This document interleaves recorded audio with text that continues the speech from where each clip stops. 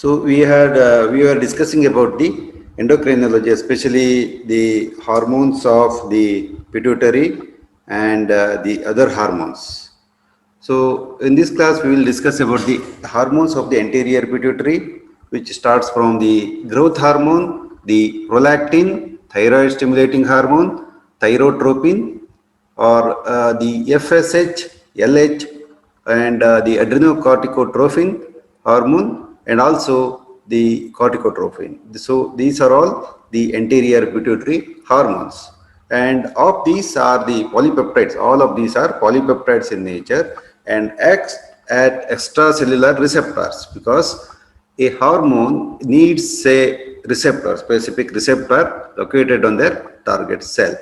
So these growth hormone and prolactin produce their effect mainly directly, whereas other four stimulate the secretory activity of the other endocrine glands. Example, the TSH, thyroid stimulating hormone, is going to stimulate the thyroid hormone, whereas the follicle stimulating hormone is going to stimulate the ovaries to produce the ova, and LH is helpful for the luteinizing and ovulation. So their synthesis and secretion are controlled by the hypothalamus through various releasing factors or the releasing hormones or releasing factors, what they call.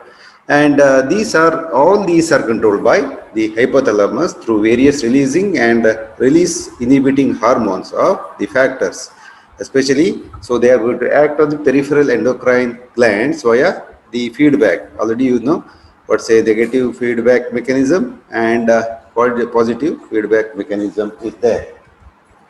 So here there are varieties of the lists of the hormones are there, starting from the somatotropin. It's also called as the somatotropin means the growth hormone. So it is secreted from the secretory cell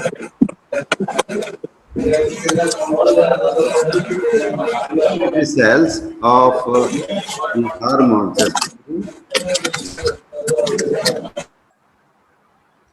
especially somatotrophs are the hormones which are very much required for the releasing of the growth hormone.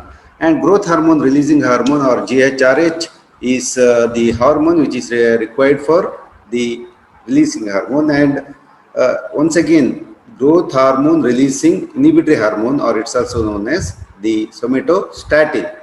So the main what you call as the site where these hormones are going to act as the cause growth of all cells and tissues of the body, increase in protein synthesis. That's the important program of these cells. Whereas the prolactin is secreted from the lactotropes of anterior pituitary. So the hypothalamic regulating hormone for this one is the prolactin release inhibitory factor, and it's going to act on the mammary glands, and which promote the what you call as the release of, especially this is effective in the development of mammary tissues during pregnancy and stimulates milk production in the postpartum periods. Whereas the second category is the glycoprotein hormones. So here varieties of the hormones are there, like TSH, FSH, and LH.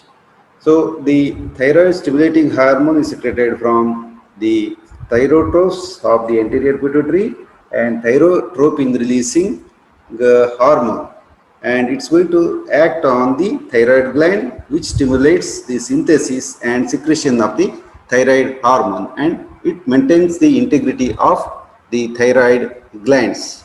Whereas the FSH, or the follicle stimulating hormone, it is going to act on the gonadotropes. FSH is secreted from, and LH, both are from the gonadotropes.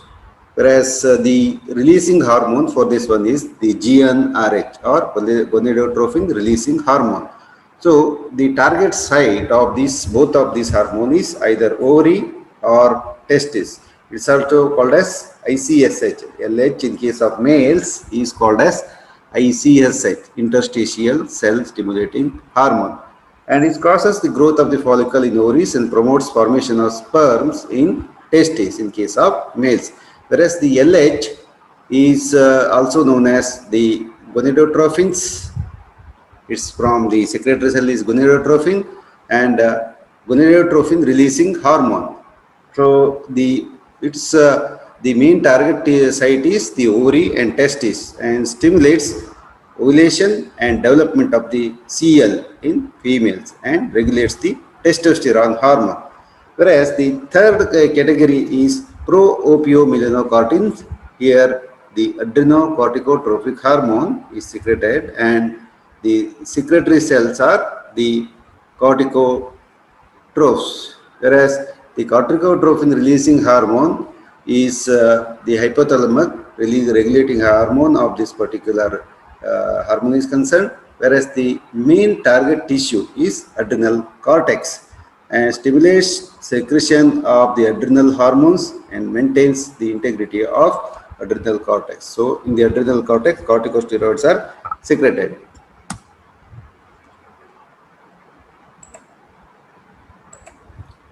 So here varieties of the receptors are the said, whereas the hormones do act through the G protein coupled receptor and ligand gated ion channel, and also the later the regulatory protein C is going to be synthesized.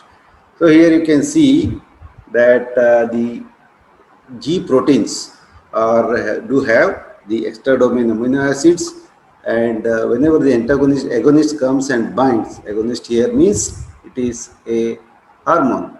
So it comes and binds, then cascade of events start, whereas the sodium is coming out and potassium in, and ultimately the cascade of events are activated like tyrosine kinase and phosphorylation of tyrosine residues in the proteins, and the steroid hormones are going to act on the nucleus and coding a particular mRNA for the release of a specific protein which is required for the body.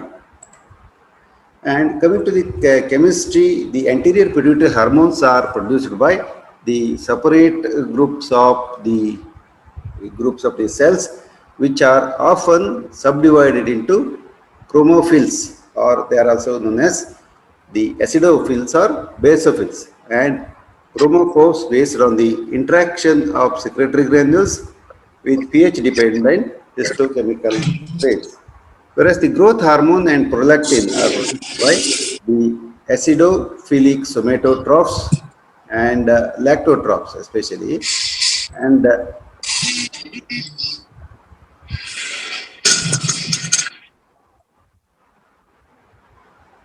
so these hormones, especially the lactotrophs and the growth hormone and prolactins, are both produced by acidophilic somatotrophs and lactotrophs respectively, and are classified as somatomammotrophics or the somatotrophic hormones, and both are single chain proteins which contain few disulfide bonds. Whereas the TSH is produced by basophilic thyrotrophs and follicle stimulating and luteinizing hormone produced by the basic gonadotrophs, which are classified as glycoproteins because all three contain glyco, means the carbohydrate and proteins. And the chromophores include the corticotroph cells, which belong to the pro-opiomelanocortin and the synthesis of the adrenocorticotrophic hormone. Whereas the corticotroph cells, in addition to ACTH, produce two melanocyte stimulating melanocyte hormone like alpha MSH and PMSH, and two lipoproteins PLPH and YLPH, but are probably not important in case of mammals. Whereas in case of dogs, pars media contains two populations of these particular hormones and also synthesize adrenocorticotropic hormones. So coming to the first hormone, that's also one of the important hormone, the growth hormone, and it especially the somatotrophin. Somatotrophin is also called as somatotrophic hormones, STH or GH. This is the short form of the growth hormone. It's a protein-based peptide hormone, and it is derived from somatotrophs or cells of anterior pituitary, and it is found in the anterior pituitary in large quantity than any other pituitary hormones. Whereas the growth hormone stimulates growth, cell production, reproduction, and generation in case of the humans and other animals. So, the growth hormone acts directly or sometimes indirectly on target tissues or indirectly through IGF-1 insulin like growth factor, which is mainly produced in the liver of the animal. And coming to the chemistry of this growth hormone, it's a complex protein of molecular weight around 22,000 daltons in most of the species. In man, growth hormone contains 191 amino acids arranged in a single chain, and two disulfide bonds are going to be there. The complete protein molecule is not necessary for growth hormone, but as fragment of 38 to 40 what you call as the amino acids have been found to biologically active. There is considerable species difference among the growth hormone. Of course, from one animal to another animal, it is going to change. The human responds only to the human or monkey growth hormone because of the structure similarity, whereas the rat responds to most growth hormone, and most domestic animals respond best to homologous growth hormone and less to heterologous growth hormone. Coming to the regulation of this growth hormone, secretion of growth hormone is regulated by growth hormone releasing hormone, or it's also known as the GHRH, that stimulates growth hormone release, and by growth hormone release inhibitory hormone GHRH or somatostatin that inhibits the growth hormone release. So these factors of the hormones bind to their respective receptors and bring the biological action. So, whereas the several neurotransmitters, drugs, endogenous substances, and other stimuli affect growth hormone secretion by acting on the hypothalamus and influencing the release of GHRH or somatostatin. Whereas the dopamine, serotonin, alpha adrenoreceptor agonists, fasting, hypoglycemia, exercise, stress, emotional excitement, sleep, protein-rich diet, etc., increase the secretion of GH. And beta adrenoreceptor agonists also, the free fatty acids, high dose of the glucocorticoids, etc., inhibit the growth hormone release. So, whenever there is a low blood glucose is believed to be the primary cause of GHRH release, which in turn causes GHRH secretion. So, IGF-1 or insulin like growth factor 1 that is released from the liver, and the growth hormone itself cause feedback inhibition of the growth hormone secretion. Means as the circulatory concentration of the growth hormone or the IGF-1 increases, it gives a negative feedback mechanism to the pituitary. The GHRIH is also produced by the D cells of the Langerhans in the pancreas and some other tissues. So, growth hormone release like the anterior pituitary hormones, the secretion is pulsatile in nature. So, what is the meaning of pulsatile? Means in the hormone is secreted in a specific hour or interval in a pulse-like manner. That is the episodic release of these particular hormones. And secretion of growth hormone is high in young and newborns, reaches maximum level during puberty, then decreases to its lowest level during the adulthood. That's the very common. Means whenever the kid is born, the growth hormone is secreted to the greatest extent when it reaches the adolescence, then it is going to be decreased later. Although skeletal growth after puberty, GH also a biological role throughout the life. Of course, it is got the biological role and it is very much required. That doesn't mean that the adults are not being secreted by the growth hormone. So entire life it is very much required. So coming to the mechanism of action of the growth hormone. So this growth hormone is going to act through binding to a specific cell surface or enzymatic receptor called as the growth hormone receptor. In abbreviation, it is also known as GHR, which is widely distributed throughout the body.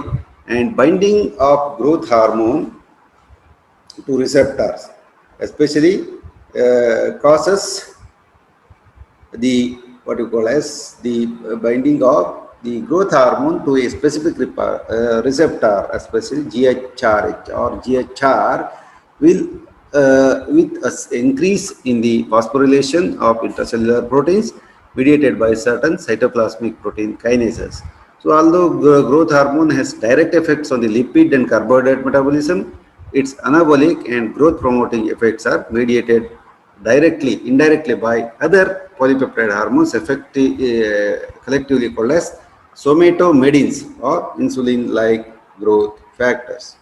So this is also one of the important thing that the IGFs, insulin-like growth factors, play a very important role in the mechanism of action of the growth hormone.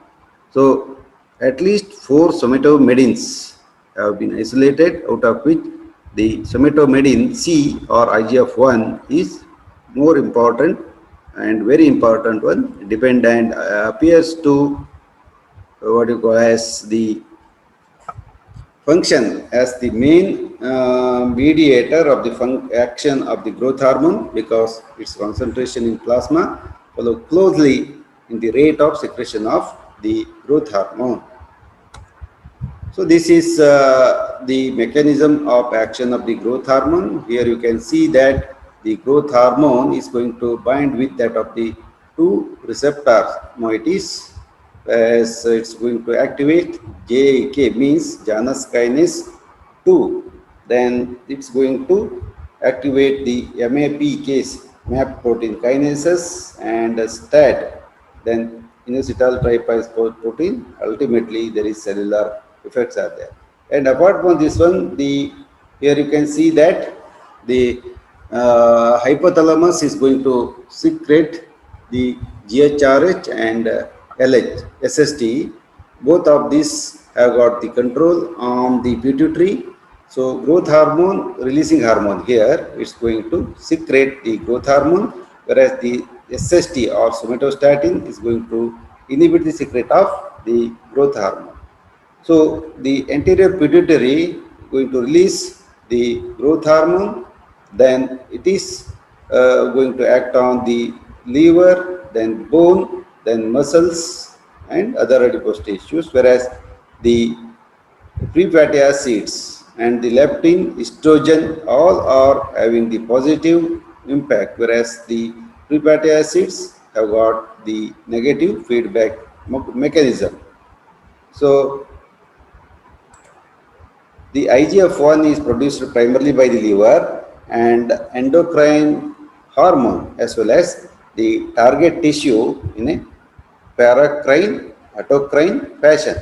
The IGF-1 receptors are enzymatic receptors, and these receptors are bound to tyrosine kinase receptors present in all the tissues and are structurally similar to insulin receptors. Whereas the IGF-1, after binding to its receptor, stimulates the systemic body growth with growth promoting effects on almost every cell in the body. So these include the skeletal muscles.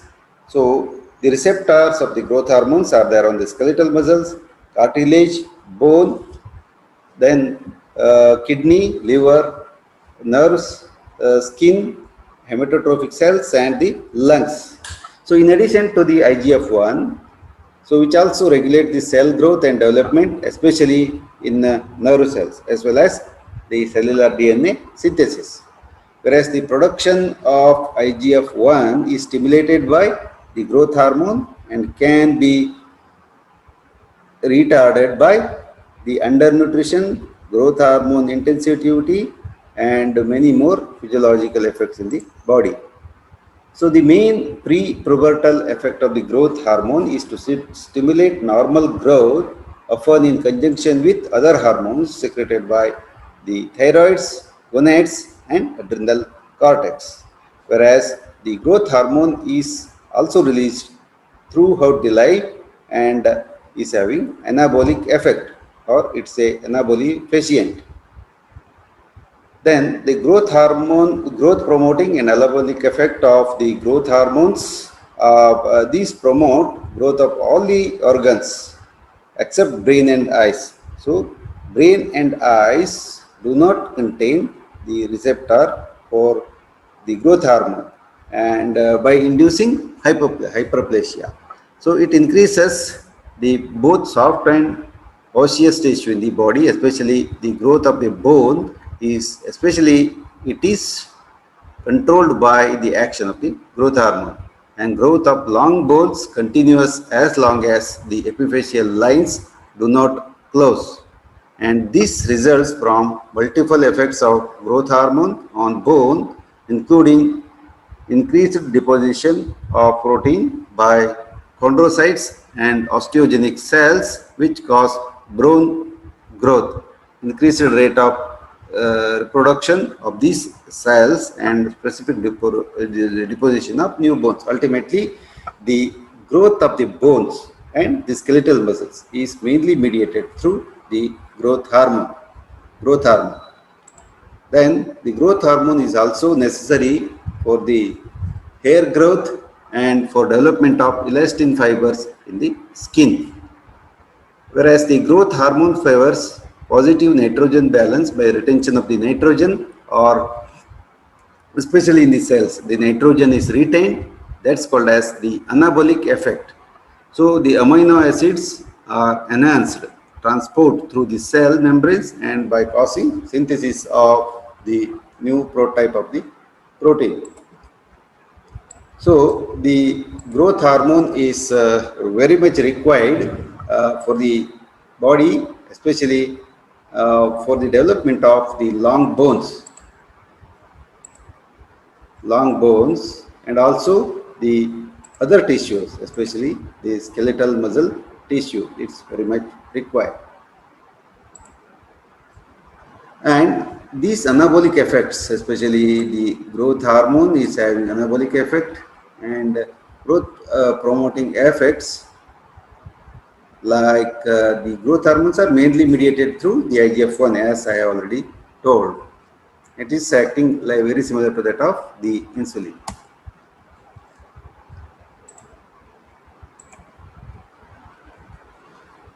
The metabolic effects of the growth hormone are causing the growth, which is many specific metabolic effects have got. The growth hormone conserves carbohydrate, please remember, and uses of fat stores and enhance the rate of protein synthesis. And although the overall effect of growth hormone on carbohydrate and fat metabolism is complex, in general, it causes increase in the hepatic glucose output. It's also known as glycogenolysis, and decreased glucose utilization by the cells and increased lipolysis.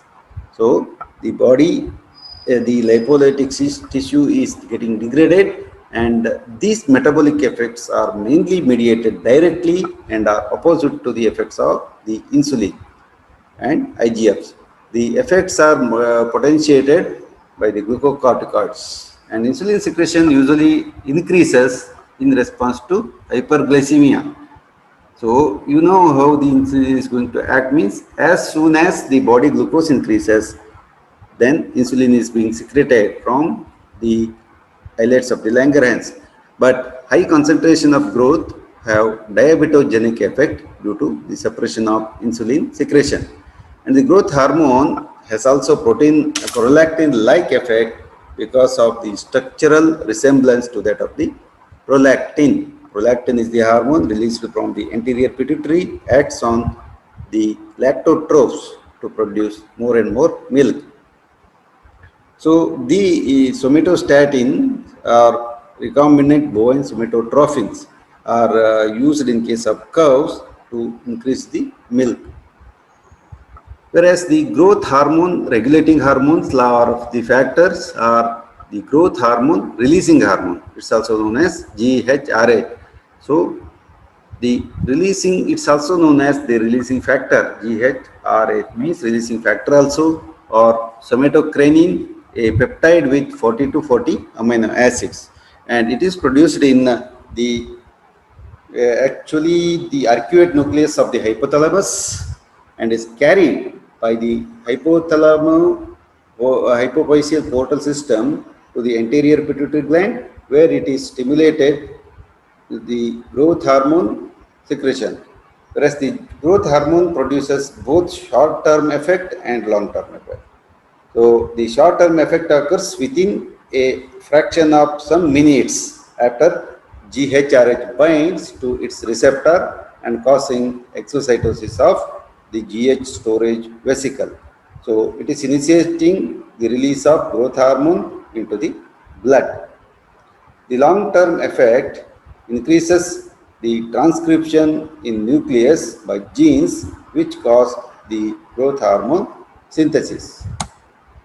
So here you can see that this is the anterior pituitary glands which prepares the growth hormone, and especially if the uh, growth hormone is secreted in proper person, then the person will grow like this. Whereas there is a deficiency of the growth hormone, then there is dwarfism. Then it is if it is secreted in excess, it's also known as the gigantism or acromegaly in case of the human beings. So the hypothalamus is going to release the growth hormone releasing hormone and also somatostatin. So the which is going to act on the pituitary gland. Very specific receptors are there. Then the pituitary gland is going to release the growth hormone. It's going to act on the liver, and the IGF-1 is produced from the liver, and it's going to act on the muscle cells, especially the skeletal muscle cells, the bone, and also on the adipocytes. So all these are acting together only. So coming to the mechanism is, as usual, the hormones do have a very specific receptor sites on the cell membrane called as the growth hormone releasing hormone receptor. So these receptors belong to superfamily of the G proteins coupled receptors and are present on the outer surface of the somatotrophs in anterior pituitary, whereas the binding of the GHRH to its receptor, this activates the G protein, which stimulates adenylyl cyclase enzyme, leading to the enhanced cyclic AMP level in case of the somatotrophs. And enhanced cyclic AMP activates the protein kinase A, or it's also known as PKA, allowing increased production of the growth hormone. So the growth hormone releasing hormone binding to its receptor also activates the PLC, producing the enhanced production of the diacylglycerol and inositol triphosphate. So the inositol triphosphate, and if it is increased, then the calcium channels are open. So this is also a same diagram in which how this hypothalamus is considered as master of master gland, and it's going to act, especially the releasing hormone, especially the GHRH. It's going to act on the pituitary. Then the growth hormone is secreted, which acts on the liver to produce the insulin-like growth factors, and this insulin-like growth factor is going to act on the different body tissues, and the circulating concentration of both hormones, especially GHRH and IGF-1, will give a negative feedback mechanism to the anterior pituitary not to stop further growth hormone. Whereas the ghrelin, which is secreted from the stomach, it is going to once again increase the growth hormone binding receptors and also to release IGF-1. whereas the ultimately the fat cell is degraded, and also the muscle, etc., they are going to develop to a greater extent. Especially the second messenger, that's the inositol triphosphate, causes the release of intracellular calcium from EPR, that's the endoplasmic reticulum storage site, increasing the cytosolic calcium concentration with resultant increase in vesicle fusion and release of the secretory vesicles containing the growth hormone. And some calcium influx also occurs as a direct action of the cyclic AMP, which is distinct from the usual cyclic AMP dependent pathway of activating the PKA. So it is a little bit different morphologically. It is a little bit different. So in addition, the growth hormone releasing hormone is also reported to open the sodium channels by the phosphatidyl inositol 4,5 biphosphate, causing the cell depolarization occurs, whereas the resultant change in the intracellular voltage opens a voltage dependent calcium channel, resulting in vesicle fusion and release of the growth hormone. The GHRH release from the hypothalamus occurs in a pulsatile manner, stimulating similar pulsatile release of the growth hormone. So the many hormones are also secreted in the pulsatile manner. Means, suppose in a 1 hour, about a quantity of the hormone is secreted, and in the next hour or in the night they are going to be secreted. Especially the growth hormone releasing factor will be very high in case of nights and also in case of the children. So now the growth hormone release inhibitory hormone or the somatostatin. So growth hormone release inhibitory hormone is also called as the growth hormone inhibiting hormone or GHIH or somatostatin. It's a peptide of 14 amino residues. So it is released from the neurosecretory nerve terminal of the periventricular somatostatin neurons and carried by the hypothalamo-hypophyseal portal circulation. That's a very specific circulatory system. To the anterior pituitary it's brought, where it inhibits the growth hormone secretion from the somatotrophs. So in addition to being found in the hypothalamus, it's present elsewhere in the CNS as well as in the pancreas. So, and also the gastrointestinal tract, means the somatostatin also released from the other cells of the body. So the GHRIH or the somatostatin mediates its effect via interaction with G protein coupled somatostatin receptors, and the binding of somatostatins to its receptor in anterior pituitary leads to inhibition of adenylyl cyclase and voltage dependent calcium channels and stimulation of the potassium channels. So it does not affect the growth hormone synthesis, but it affects mainly the timing and amplitude of pulse of its release. That's the very clear action is mentioned. So it does not affect the growth hormone, what you call as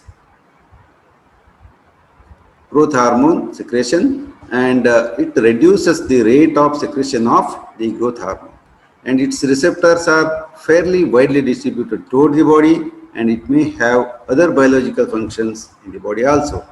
In the GI tract, somatostatin suppresses the release of gastrointestinal hormone, that's the gastrin, cholecystokinin, secretin, motilin, and VIP.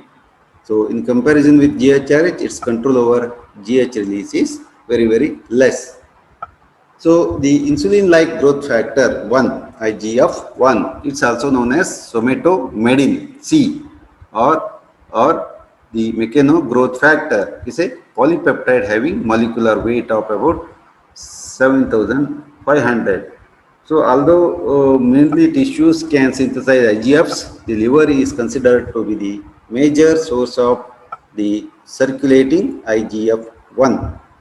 So the IGF-1 receptor is structurally and functionally analogs to the insulin receptor.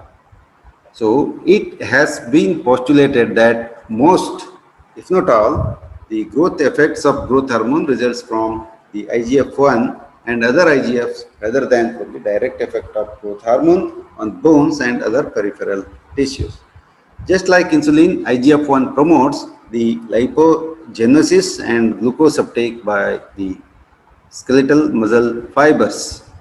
And IGF-1 is produced throughout the life, but its highest concentration is found during the pubertal growth spurt, and lowest concentration is noted in infancy or and also the old age. Means in extreme cases of the age, either infancy or the old age, the secretion pattern of IGF-1, which is parallels to the growth hormone release, is there. The IGF-1 is also important for both the regulation of the normal physiology as well as the number of the pathological states also. Means either excess or the deficiency. Both are deleterious to the body is concerned. Coming to the mechanism, IGF-1 binds to the very specific receptor, especially two cell surface receptors, IGF-1 receptor, IGF-1R, and insulin receptors. So both receptors belong to the superfamily of the tyrosine kinase receptor, whereas the IGF-1 receptor appears to be the physiological receptor as it's present on many cell types and also in many tissues, and binds with that of the IGF-1 at significantly lower affinity that the IGF-1 is bound to the insulin receptors. So this insulin and the IGF are going to act in a similar fashion. That's why it is known as the insulin-like growth factor 1. And binding to the IGF-1 initiates the intracellular signaling that causes cell growth and proliferation.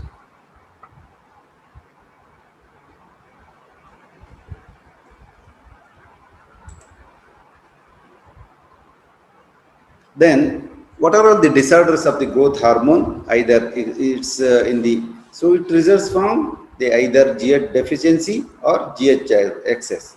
So coming to the first deficiency of the growth hormone, so it can occur in dogs as primary abnormality resulting in pituitary dwarfism. So, or acquired deficiency leading to growth hormone dependent dermatosis. Or also it's also known as panhypopituitarism, and this may be seen by the lack of the growth hormone or growth hormone releasing hormone or failure of insulin like growth factors on the generation of the action. Whereas the generalized deficiency of the pituitary secretions, or it's also known as the dwarfism, occurs most frequently in GSD dogs or German Shepherd dogs, but has also been reported in other breeds of the dogs. The pygmy of Africa, India especially, it's a breed of the dog, a type of human dwarfs.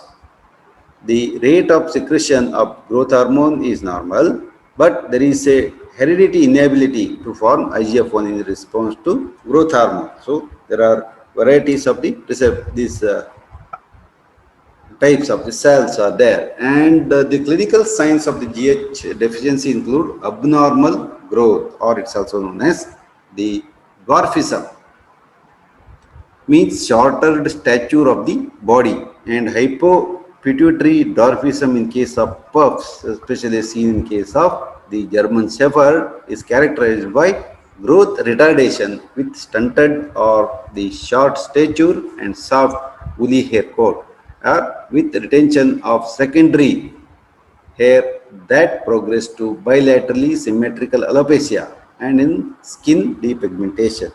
So this is a very characteristic sign that the bilateral hypoplasia or alopecia is seen. The dermatological manifestations, especially in case of adults, especially this is seen in case of the dogs like Pomeranians, Chow Chow, Poodles, and Samoyeds. These include the bilateral symmetric alopecia of the trunk and severe hyperpigmentation of the skin until it is uniformly brown black over most parts of the body. And the deficiency of the growth hormone also causes hyperkeratosis, epidermal atrophy, follicular atrophy, and thinning of the skin due to the defective development of elastin fibers, especially in case of the skin, it is going to happen. What happens if there is an excess of the growth hormone? So either excess of the growth hormone or growth hormone releasing hormone or IGF-1. All these three may result in acromegaly or gigantism in both human and in case of the animals also. Accordingly, is often associated with excess of the growth hormone secretion in response to progesterone therapy or the or spontaneous disease.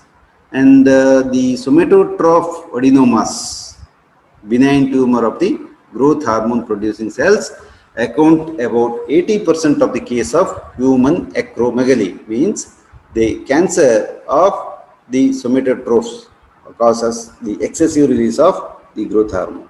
And the clinical signs of acromegaly reflects either anabolic or catabolic abnormalities, whereas the increased body size results from the proliferation of the bone and also the connective tissues, particularly of the limbs, feet, head, and abdomen. And among these, the most common one is on the respiratory stridor due to the soft tissue accumulation in the thorax. And also thickening up of the skin may be present, especially in case of humans. This is very well recognized, like acromegaly is seen in adults after the epiphyseal lines closes. And this causes the thickening of the membranes and long bones and enlargement of facial structure and hands and feet. So this before puberty, and this is called as the gigantism, characterized by increased lengthening of the long bones and the enhanced deposition of the soft tissues. So it's also called as the moon face, and many times this is a common phenomenon even after adulthood also. Now let us come to the drugs which are affecting the growth hormone disorders or growth hormone releasing hormones, or also the somatostatins and also the somatomedins. So there are two types of the drugs. Then number one, the drugs used in deficiency of growth hormone, and B, the drugs used in the excess of growth hormone. And the drugs used in deficiency of the growth hormones can be classified as the growth hormone analogs. Number one, the growth hormone and hormone analogs. So the growth hormone itself is a hormone analog of growth hormone, whereas the somatotropin and somatrin are the two important examples. The growth hormone releasing hormone and the analogs like sermorelin, and the agonists are the insulin like growth factor 1 and analogs of the many analogs like mecasermin. And the drugs used in the diagnosis of the growth hormone deficiency are the alpha 2 adrenoreceptor agonists, example the clonidine alpha 2 and xalazine. These are the specific inhibitors and excitators of the alpha 2 adrenoreceptors. Drugs used in excess of the growth hormone, whenever there is the excess growth hormone secretion is there, then the synthetic analogs of somatostatin like octreotide and lanreotide. So both of these drugs are very important drugs which are very commonly used in the synthetic as a synthetic analog of somatostatin. And the growth hormone receptor antagonists like pegvisomant and many other drugs like the bromocriptine. It's also very commonly used in case of the veterinary practice. So there are drugs which are used in the deficiency of the growth hormones like the growth hormone analog, growth hormone or somatotropin. So used in the deficiency of the growth hormone. Growth hormone itself, or it's also called as the somatotropin or the GH, is commercially available as human, bovine and porcine growth hormones. Whenever there is a deficiency is there, then you can use this particular thing. Especially the production of growth hormones in case of human beings is from cadaver, pituitary cadaver, and has been suspended because of the suspicion of transmission of a fatal viral illness by it, and also because of the availability of the synthetic hormone. Nowadays, nobody is taking the hormones from the cadaver of the cattle or also from the human beings. They are synthesized in the factory. Human and bovine growth hormones produced by the recombinant DNA technique and are now available, and this technique is used very widely. And the human recombinant GH, or it's also somatotropin, has amino acid sequence identical to that of found in case of the body. So although the growth hormones of different species are sufficiently different from one another, human and bovine and also porcine, to some extent they resemble each other. So growth hormones are biologically active in case of the dogs throughout their life. In all animals it's very much required. Especially in case of the nocturnal animals, the hormone is very much active. Recombinant canine growth hormone is also prepared and is being studied in case of the dogs. So at present, recombinant DNA derived bovine somatotropin, or it's also called as RBST, recombinant bovine somatostatin, and the RBGH is most widely used in case of the veterinary practice. So the RBST, of course, it's produced in many other countries. Still, it need to be introduced into the India, whereas it's also called this called as the RBST. Is also called as the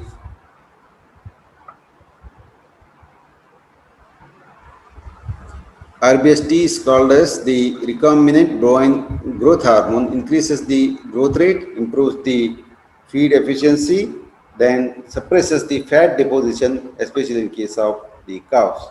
In lactating animals, RBST increases milk production and the extends calving interval. That's why we tried to procure the RBST from the Elanco. It's one of the company, but still in India, the drug controller of India has not given the permission after clinical trial. In many countries it is available, and in few countries it is not available. Coming to the kinetics, the pharmacokinetic literature of the growth hormone,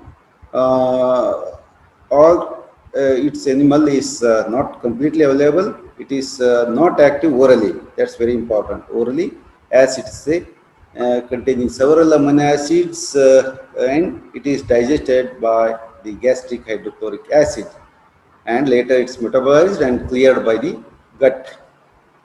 In man, maximum plasma concentration is seen after 2 to 6 hours of IM or subcutaneous injections, and peak plasma concentration of IGF is apparent after 20 hours, and about 20% of the circulating hormone is bound to the this growth hormone binding proteins.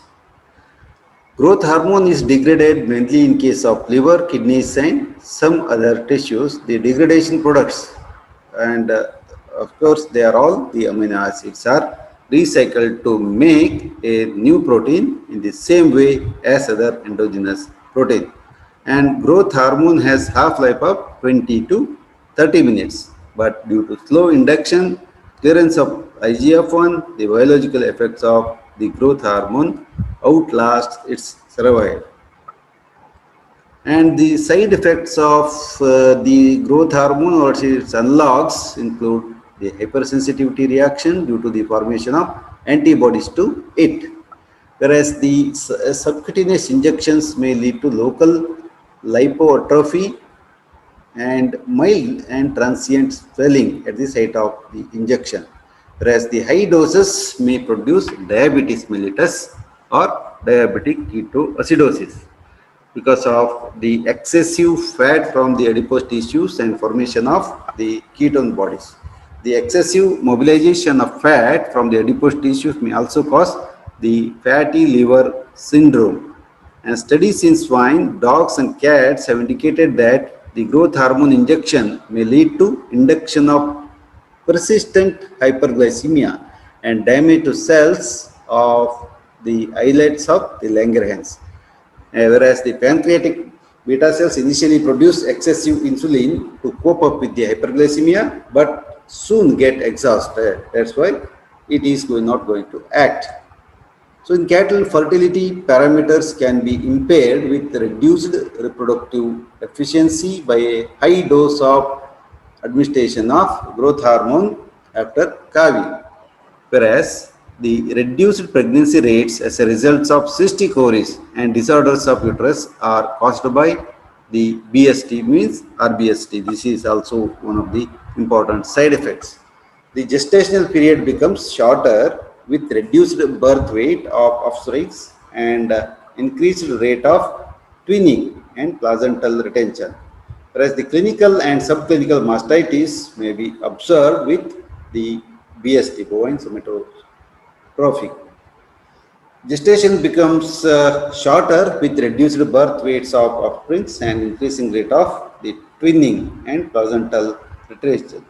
Clinical and subclinical mastitis may be observed with the administration of recombinant bovine somatotrophin. So, whereas they are contraindicated, they should be avoided in food producing animal. Treatment with GH should be stopped if glycosuria occurs, and weekly monitoring of the blood glucose before and after the therapy is very much required. So the growth hormone is repeated to be present in the milk of treated animal. It is not considered harmful to human health because the hormone is destroyed by the pasteurization of the milk and also because it is digested in the GI tract. So the digested fragments are not biologically active. Of course, it has got certain drug interaction, it should not be given with the glucocorticoids, insulin, etc. Simultaneously, it should not be released. See, the growth hormone is clinical use is not used so commonly in case of veterinary medicine because it's very, very expensive. And species specific and antigenic, it's having got the antigenic properties. It can be used clinically in treatment of pituitary dwarfism and GH responsiveness, especially in case of the dogs. In GH responsive alopecia, therapy should be discontinued once the dermatological signs have been reduced. That we have to take care of. Although the use of the bovine growth hormone in livestock production is less or debatable, some veterinarians use it to enhance the milk production, especially after induction of lactation, and also the growth promoter, especially in case of the cows. And sustained release, 14 to 28 days release vehicles have been developed for the use of these drugs in cattle to obviate the need of daily injection. It's very difficult to administer the daily injection. So it is used in the cattle for enhancing the milk production. Growth hormone should be used after 30 days post calving with standard management of the nutrition and etc. That's also very important. So the dose of growth hormone, alopecia and pituitary dwarfism, it's 0.1 international units per kg subcutaneous 3 times weekly up to 6 weeks. Whereas the porcine growth hormone, just like porcine insulin and bovine insulin are there, this also present, especially in case of the cattle. And somatotropin is the opposite, having opposite effect. It contains identical amino acids, very similar to that of the growth hormone. So the somatotropin is called as the MET growth hormone, methylene growth hormone. In human growth hormone analog is prepared by genetic engineering with an additional methyl residues. So it's equally effective but more antigenic than naturally occurring somatotropin, because it is discontinued because of the side effects of this particular hormone.